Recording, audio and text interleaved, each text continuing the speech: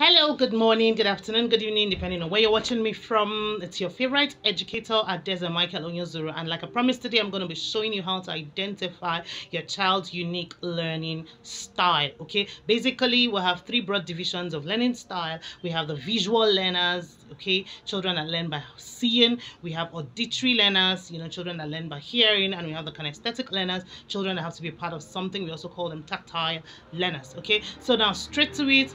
One way to tell or to discover your child's learning style is watch how your child expresses themselves. You need to observe, and watch how your child expresses himself or herself. Now, when a child is more comfortable with a particular learning style, they would be, more expressive through that style.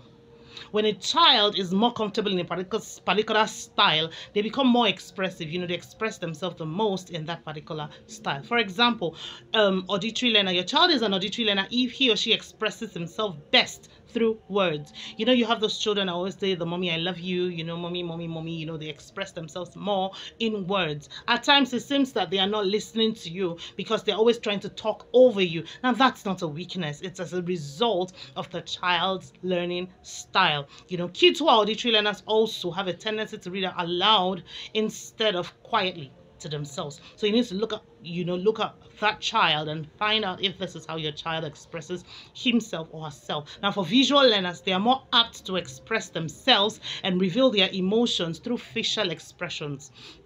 You have that child that always seems to be watching people's faces, is always concerned about how mommy looked, how mommy is looking, how people are looking. That child is a visual learner. And one thing they do is by watching and observing other people's facial expression, they build up a store of facial expressions that they will use in future. Yes, they are that observant, they're detailed, they look critically at facial expression. Now, while the kinesthetic learners in this case express themselves through body language, they may seem unable to keep their hands to themselves. You just have this child that always wants to touch you, is touching. That child may just be a kinesthetic learner. They often imitate people.